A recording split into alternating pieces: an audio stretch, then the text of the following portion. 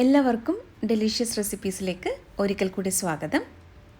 ഇന്ന് വളരെ ഹെൽത്തി ആയിട്ടുള്ള ഒരു റെസിപ്പിയുമായിട്ടാണ് ഞാൻ വന്നിരിക്കുന്നത്. ഡയബറ്റിക് പേഷ്യൻസിനൊക്കെ കഴിക്കാൻ പറ്റുന്ന ഒന്നാണിത്. അതുപോലെ തന്നെ വെയ്റ്റ് ലോസിന് വേണ്ടിയിട്ട് പ്രത്യേകം ഡയറ്റൊക്കെ നോക്കുന്നവർക്കും ഇത് ട്രൈ ചെയ്യാവുന്നതാണ്. ജോവാർ ചില്ലയാണ് ഞാനിന്ന് തയ്യാറാക്കുന്നത്. ഇതാണ് ഞാൻ ഉപയോഗിക്കുന്ന ജോവാർ ഫ്ലോർ. ഇതിൽ നിന്നും 1 കപ്പാണ് ഞാൻ ഇപ്പോൾ ഇന്നത്തെ റെസിപ്പിക്ക് വേണ്ടിയിട്ട് എടുക്കുന്നത്. 1 കപ്പെന്ന് പറയുന്നത് 250 ml. ഇനി ഇതിലേക്ക് ഞാൻ കുറച്ച് ഇഞ്ചി ചേർക്കുന്നുണ്ട്. ഏകദേശം 1/4 ടീസ്പൂൺ ഇഞ്ചിയാണ് ചേർത്തത്. അതുപോലെ ഒരു പച്ചമുളകും വളരെ ചെറുതായിട്ട് അരിഞ്ഞെടുത്തിട്ടുണ്ട്. ഇനി നമുക്കിതിലേക്ക് സവാള ചേർത്ത് കൊടുക്കാം. ഏകദേശം 2 ടേബിൾ സ്പൂൺ സവാളയാണ് ചേർത്തത്. 2 ടേബിൾ സ്പൂൺ ക്യാരറ്റ് ഗ്രേറ്റ് ചെയ്തതും കൂടി ചേർക്കുന്നുണ്ട്. 1/4 ടീസ്പൂൺ ജീരകമാണ് ഇപ്പോൾ ചേർത്തത്. ചെറിയ ജീരകമാണിത്. 1/4 ടീസ്പൂൺ തന്നെ കുരുമുളക് പൊടിയും ചേർത്തിട്ടുണ്ട്. 1/4 ടീസ്പൂൺ മഞ്ഞൾപ്പൊടിയും ആവശ്യത്തിന് ഉപ്പും കൂടി ചേർത്തിട്ട് ഇത് നന്നായിട്ടൊന്ന് മിക്സ് ചെയ്തെടുക്കാം. അതിനുശേഷം ഇതിലേക്ക് കുറച്ച് വീതം വെള്ളം ഒഴിച്ചിട്ട് ഇത് നന്നായിട്ടൊന്ന് ഇളക്കി കൊടുക്കണം. വെള്ളം ആദ്യം തന്നെ അങ്ങ് മുഴുവനായിട്ടും എടുത്ത് ഒഴിക്കരുത്. കുറച്ച് വീതം മാത്രം ഒഴിച്ചിട്ട് ഒന്ന് മിക്സ് ചെയ്തെടുക്കണം. കുറച്ച് കട്ടിയായിട്ടുള്ള ഒരു ബാറ്ററായിട്ടാണ് നമ്മളിത് തയ്യാറാക്കിയെടുക്കുന്നത്. നല്ല പ്രോട്ടീൻ റിച്ച് ആയിട്ടുള്ള ഒരു റെസിപ്പിയാണിത്. അപ്പോൾ എല്ലാവർക്കും ഇതൊന്ന് ട്രൈ ചെയ്ത് നോക്കാവുന്നതാണ്.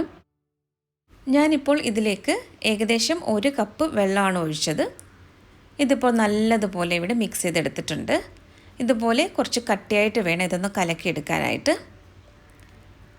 ഇനി നമുക്ക് ചീല തയ്യാറാക്കിയെടുക്കാം. ഒരു പാൻ ഇവിടെ ചൂടാക്കാനായിട്ട് വെച്ചിട്ടുണ്ട്. ഇതിലേക്ക് വളരെ കുറച്ച് എണ്ണ ഒന്ന് സ്പ്രെഡ് ചെയ്ത് കൊടുക്കാം. ഞാനിപ്പോൾ അല്പം വെജിറ്റബിൾ ഓയിലാണ് ഒന്ന് സ്പ്രെഡ് ചെയ്ത് കൊടുക്കുന്നത്. ഈ പാൻ എപ്പോഴും മീഡിയം ഹീറ്റിൽ വെച്ചിട്ട് വേണം ഇത് തയ്യാറാക്കിയെടുക്കാനായിട്ട്. അപ്പോൾ ഞാനിവിടെ 1 സ്പൂണാണ് ഒഴിച്ചത്. ഇത് കൂടുതൽ ഇങ്ങനെ സ്പ്രെഡ് ചെയ്ത് കൊടുക്കേണ്ട ആവശ്യമില്ല. കുറച്ച് തിക്കായിട്ടാണ് നമ്മളിത് തയ്യാറാക്കിയെടുക്കുന്നത്. അപ്പോൾ മുകൾ ഭാഗം നന്നായിട്ടൊന്ന് ഡ്രൈ ആയി വരുമ്പോഴേക്കും ഇതിലേക്ക് അല്പം നെയ്യ് ചേർത്ത് കൊടുക്കാം. നെയ്യ് താല്പര്യമില്ലാത്തവർക്ക് വെജിറ്റബിൾ ഓയിൽ എടുത്താലും മതിയാകും. ഇനി നമുക്കിതൊന്ന് തിരിച്ചിട്ട് കൊടുക്കാം.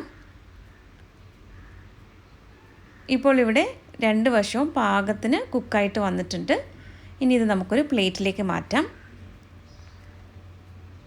വളരെ ഹെൽത്തി ആയിട്ടുള്ള നമ്മുടെ ജോവാർ ചില്ല ഇവിടെ റെഡി ആയിട്ടുണ്ട്.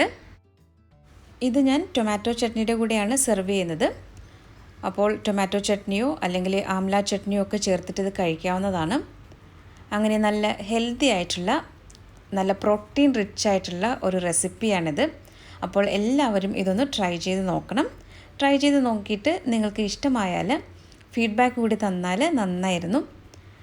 അപ്പോൾ നമ്മുടെ ചാനലിലെ റെസിപ്പികളൊക്കെ നിങ്ങൾക്ക് ഇഷ്ടമാകുന്നുവെങ്കിൽ ചാനൽ കൂടി ഒന്ന് സബ്സ്ക്രൈബ് ചെയ്യാനായിട്ട് മറക്കരുതേ.